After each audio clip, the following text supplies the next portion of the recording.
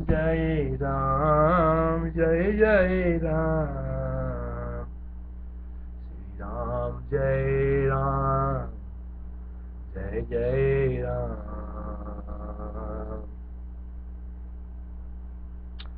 187 सर्ग निर्वाण प्रकरण उत्तरार्ध। श्री रामचंद्र जी ने कहा, हे भगवान, विचित्र असंख्य पदार्थों का कार्य कारण भावादि नियम रूप नियति तथा अग्नि जलादि की उष्णता, द्रवत्व आदि रूप स्वभाव इस संसार में किसी हेतु से एक रूप और अटल होकर स्थित है, क्योंकि स्वप्न मनोरथ आदि अन्य मिथ्या पदार्थ में तो स्थिर नहीं दिखाई देता है। विचित्र असंख्य पदार्थों का कार्य कारण भावादि, विचित्र असंख्य पदार्थों का कार्य कारण भावादि नियम रूप नियति तथा अग्नि जलादि की उष्णता, द्रवत्व आदि रूप स्वभाव इस संसार में किसी हेतु से एक रूप और अटल होकर स्थित है, क्योंकि स्वप्न मनोरथ आदि अन्य मिथ्या पदार्थों में तो स्थिर नहीं दिखाई देता है। असंख्य देवताओं में सूर्य ही इतनी उग्र प्रभा कैसी हुई, और दिवसों की दीर्घता लंबा होना और ह्रस्वता दीर्घता छोटा होना किसने की? श्री राम राजा विचित्राणाम संज्ञानाम भावानाम निसति कृता कदम स्वभाव भावना करूपति दूचर सत्सु संकेषु देवेषु सूर्येव प्रभाकरम् दीर्घत्वमतरास्वत्वम् दिवसानां तु किं कृतम्। श्रीरामवाच विचित्राणां संख्यानां भावानां निसति कुदा कदम स्वभाव भावना मेघरूपतितो चल तत्सो संकेषु देवेषु सूर्य एवोग्रभागदम् दीर्घत्वमतरस्वत्वं दिवसानां तु किं कृतम्।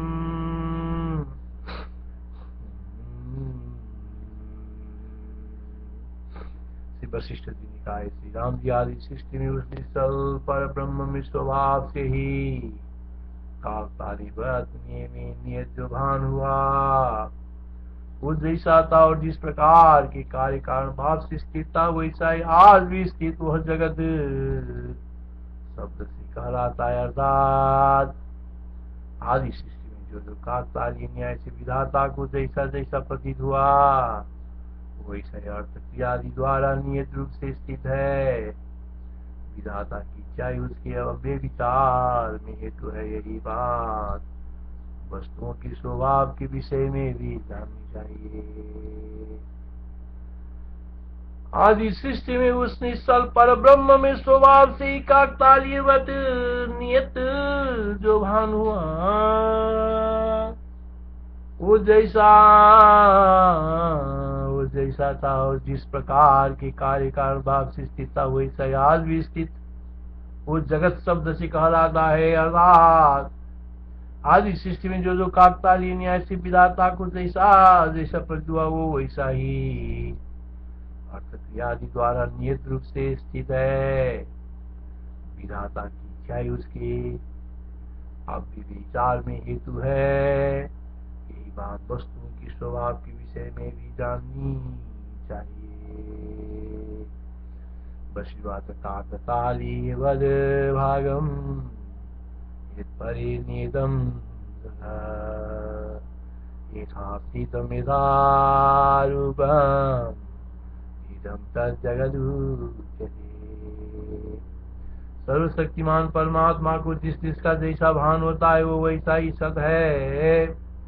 सर्वशक्तिमान परमात्मा को जिस जिसका जैसा भान होता है वो वैसा ही सत्य सत्य संकल्प संविदा संविद सार है। उसे जिसका भान होता है वो अभान कैसे होगा। उक्त संविद सार सत्य संकल्प संविद हम लोगों की स्वप्न और मनोरथ की संविद के समान आसार नहीं है। जिससे उसका भान अभानता को प्राप्त हो नियत ईश्वर शक्ति का अन्यथा भाव तो नियत ईश्वर शक्ति का अन्यथा भाव तो हो नहीं सकता। इसलिए नीति में कोई बेविचार नहीं हुआ। सर्वशक्तिमान परमात्मा को जिस जिसका जैसे भान होता है वो वैसा ही सत है। सत्य संकल्प संबित सार है। उसे जिसका भान होता है वो अभान कैसे होगा। उक्त संबित सार सत्य संकल्प संबित हम लोगों के स्वप्न और मनोरथ की संबित के समान आसार नहीं है। जिससे उसका भान अभानता को प्राप्त हो अर्थात नियत ईश्वर शक्ति का अन्यथा भाव तो हो नहीं सकता। नियत ईश्वर शक्ति का अन्यथा भाव तो हो नहीं सकता। इसलिए नियति में कोई बेविचार नहीं हुआ। इसीलिए नियति में कोई बेविचार नहीं हुआ। नियत ईश्वर शक्ति का अन्यथा भाव तो हो नहीं सकता। इसीलिए नियति में कोई बेविचार नहीं हुआ। सर्वशक्तिर्यदा यद्यद् भाति तत्तदैव सत् संवित्सारतया यायात् कथं भातमवाददम्। सर्वशक्तिर्यदा यद्यद् भाति तत्तदैव सत् संवित्सारतया यायात् कथं ज्यों की त्यों अपने स्वरूप में स्थित ब्रह्म का चित होने के कारण चिरकाल तक स्मरण होता है। माया की उदर में स्थित उसी का सृष्टि काल में भान होता है तथा प्रलय काल में सूक्ष्म होने के कारण कोई अभान सदृश हो जाता है। वही अनादि सकल वस्तुओं की अर्थ क्रिया शक्ति है और वही ज्यों का त्यों अपने स्वरूप में स्थित ब्रह्म का ज्यों का त्यों अपने स्वरूप में स्थित ब्रह्म का चित होने के कारण चिरकाल तक स्फुरन होता है। माया के उदर में स्थित उसी का सृष्टि काल में भान होता है तथा प्रलय काल में सूक्ष्म होने के कारण वही अभान सदृश हो जाता है। वही अनादि सकल वस्तुओं की अर्थ क्रिया शक्ति है और वही यदातीतम यदाभाति यदातीतम यदाभाति चित्वाद ब्रह्म चिराय तत् चिरायत यदातीतम यदाभाति चित्वा ब्रह्म चिराय यद् तस्ते भानमभानाभं नियत्याविदमेव तद् नियत्याविदमेव तद् यदातीतं यदा भाति चित्वा ब्रह्म चिराय यद् तस्ते भानमभानाभं नियत्याविदमेव तद्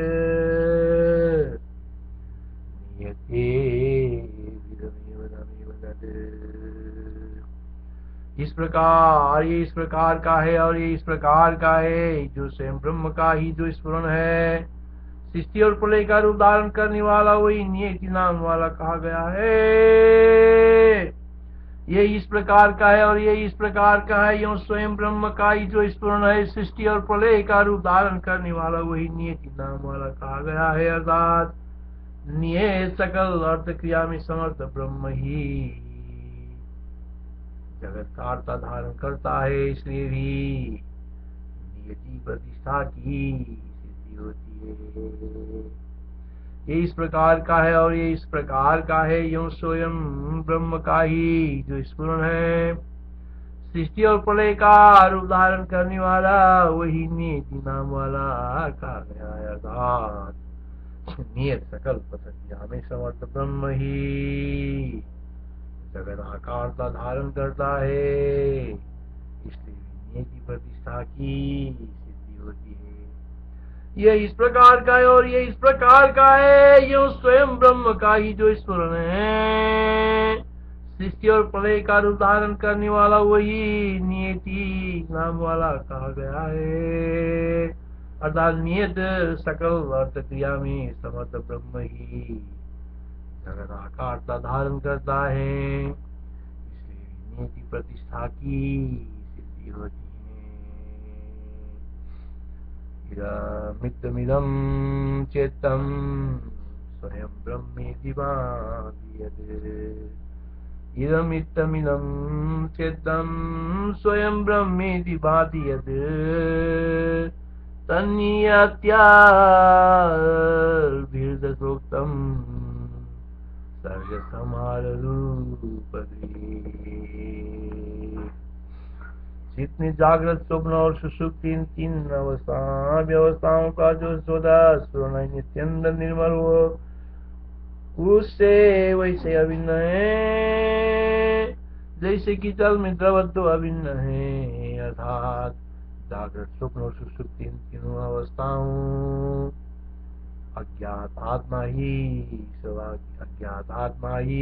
स्वभाव है, इसलिए सादृष्ट नियति का भी विचार नहीं होता है।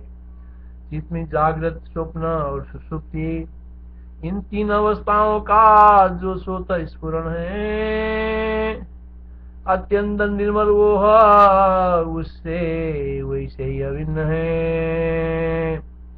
चित्त में जागरण, स्वप्न और सुषुप्ति इन तीन अवस्थाओं का जो स्वतः स्फुरण है अत्यंत निर्मल वो उससे वैसे ही अभिन्न है, जैसे कि जल से द्रवत्व अभिन्न है।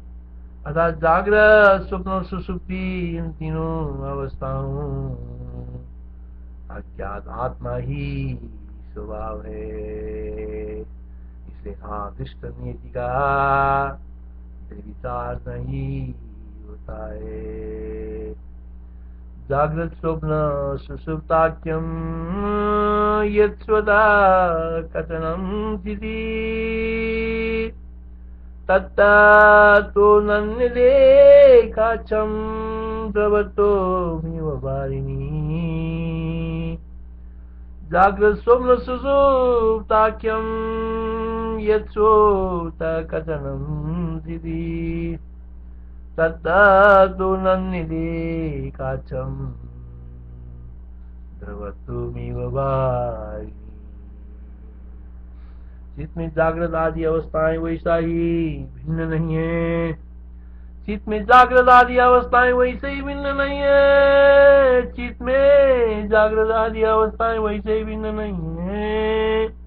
जैसे आकाश में शून्यता भिन्न नहीं है, जैसे कपूर में सुगंध अतिरिक्त नहीं है, तथा जैसे घाम में उष्णता भिन्न नहीं है, उसी तरह चित्त में जागृत आदि अवस्थाएं वैसे ही भिन्न नहीं है।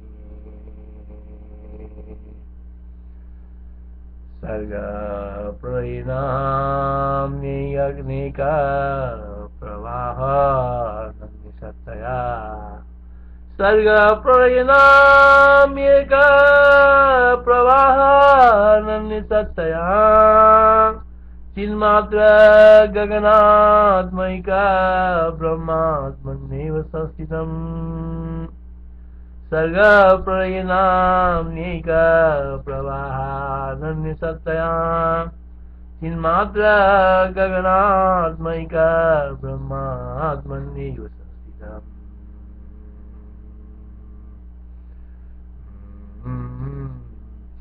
यदा शून्यतमाकाशे कर्पूरे सौरभं यदा एतोऽस्ने मातवे नान्या जागृतादि तदा जिसमें जागृत आदि अवस्थाएं वैसे भिन्न नहीं है, जैसे आकाश में शून्यता भिन्न नहीं है, जैसे कपूर में सुगंध अतिरिक्त नहीं है, तथा जैसे घाम में उष्णता भिन्न नहीं है। यह शून्य तुम आकाशे कर्पूरे सौरभं यथा यथोष्ण्या माधवे नन्या जागृतादि तथादि। बीजांकुर न्याय से सृष्टि और प्रलय प्रवाह के अनादि होने से, बीजांकुर न्याय से सृष्टि और प्रलय प्रवाह के अनादि होने से, सृष्टि और प्रलय प्रवाह के अनादि होने से, बीजांकुर न्याय से सृष्टि और प्रलय प्रवाह के अनादि होने से, चिन्मात्र आकाश रूप सृष्टि प्रलय नामक एक ब्रह्म स्वरूप में ही ये एक प्रवाह की अनन्य सत्ता से स्थित है। इससे भी नियत अर्थ क्रिया की सिद्धि है। यह अर्थ है बीजांकुर न्याय से सृष्टि और प्रवाह प्रलय प्रवाह के अनादि होने से चिन्मात्रा आकाश रूप सृष्टि प्रलय नामक एक ब्रह्म स्वरूप में ही यह एक प्रवाह का अनन्य सत्ता से स्थित है। इससे भी नियत अर्थ क्रिया की सिद्धि है। यह अर्थ है बीजांकुर न्याय से सृष्टि और प्रलय प्रवाह के अनादि होने से चिन्मात्र आकाश रूप सृष्टि प्रलय नामक एक ब्रह्म स्वरूप में ही यह एक प्रवाह की अनन्य सत्ता से स्थित है। इससे भी नियत अर्थ क्रिया की सिद्धि है। यह अर्थ है बीजांकुर न्याय से सृष्टि और प्रवाह प्रलय प्रवाह के अनादि होने से चिन्मात्र आकाश रूप सृष्टि प्रलय नामक एक ब्रह्म स्वरूप में ही एक प्रवाह की अनन्य सत्ता से स्थित है। इससे भी नियत अर्थ क्रिया की सिद्धि है। यह अर्थ है सर्ग प्रलय नाम्यैक प्रवाह अनन्य सत्तया चिन्मात्र गगनात्मैक ब्रह्मात्मन्यैव संस्थितम्। सर्ग प्रलय नाम्यैक प्रवाहानन्य सत्तया चिन्मात्र गगनात्मैक ब्रह्मात्मन्यैव संस्थितम्। सर्ग प्रलय नाम्यैक प्रवाहानन्य सत्तया चिन्मात्र गगनात्मैक ब्रह्मात्मन्यैव संस्थितम्। चित का स्फुरण ही अर्थ सर्ग है, ऐसा जाना गया है। चित का स्फुरण ही सर्ग ऐसा जाना गया है। और चित का स्फुरण ही सर्ग है ऐसा जाना गया है। और चित का स्फुरण ये कल्प है इस प्रकार जाना गया है। चित की स्फुरण के अनुसार से ही सब नियम व्यवस्था है। क्षण में भी ये कल्प है। चित का स्फुरण होने पर उसका कल्पत्व का साधक दूसरा कुछ नहीं है। क्षणभर चित का स्फुरण ही ये सर्ग है। क्षणभर चित का स्फुरण ये सर्ग ऐसा जाना गया है। और क्षणभर चित का स्फुरण ही ये कल्प है इस प्रकार जाना गया है। अर्थात चित के स्फुरण के अनुसार से ही सब नियम व्यवस्था है। क्षण में भी कल्प है। यूं चित का स्फुरण होने पर उसके अकल्पत्व का साधक दूसरा कुछ नहीं। क्षणभर चित के स्फुरण ही ये सर्ग है ऐसा जाना गया है। और क्षणभर चित्त का स्फुरण ही ये कल्प है इस प्रकार जाना गया है। क्षणभर चित का स्फुरण ही ये सर्ग है ऐसा जाना गया है। क्षणभर चित का स्फुरण ही ये कल्प है इस प्रकार जाना गया है। अर्थात इस चित की स्फुरण के अनुसार से ही सब नियम व्यवस्था है। क्षण में भी ये कल्प है। यूं चित का स्फुरण होने पर उसके अकल्पत्व का साधक दूसरा कुछ नहीं है। सर्गो यमिति तद्बुद्धं क्षणं यत्कथनं चिदा कल्पो यमिति तद्बुद्धं क्षणं तत्कथनं चिदा। जो स्वप्न के समान अपने स्वभाव से चित का स्फुरण है, वो काल है, वो क्रिया है, वो आकाश है, वो देश द्रव्य आदि का विभाव है। आधार। अतएव काल क्रिया देश द्रव्य आदि वस्तु भेद रूप से चित्कथन ही सकल वस्तुओं का स्वभाव नियति है। जो स्वप्न के समान अपने स्वभाव से चित्त का स्मरण है, वो काल है, वो क्रिया है, वो आकाश है, वो देश द्रव्य आदि का आविर्भाव है। अर्थात अदेव काल क्रिया देश द्रव्य आदि वस्तु भेद रूप से चित्कथन ही सकल वस्तुओं का स्वभाव नियति है। तत्काल तत्क्रिया तत्खम देश द्रव्यो दयादि तत् स्वप्न इव चिन्मात्र कथनम सुसो भावद। तत्काल तत्क्रिया तत्कम देशद्रव्यो दयादि तत् ये स्वप्न इव चिन्मात्र कथनम सुसो भावद। ये स्वप्नम इव चिन्मात्र कथनम सुसो भावद।